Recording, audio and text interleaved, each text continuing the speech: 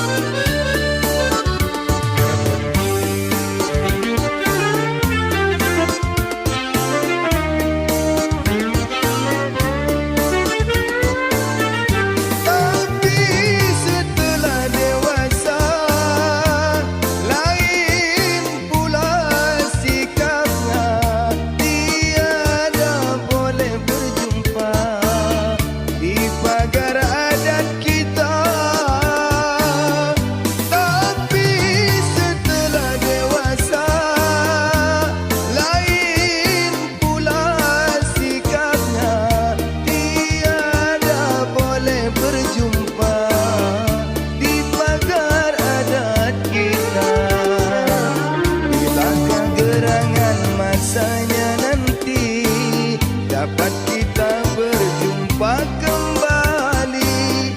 Esokkah setahun lagi akankah begini selama-lamanya?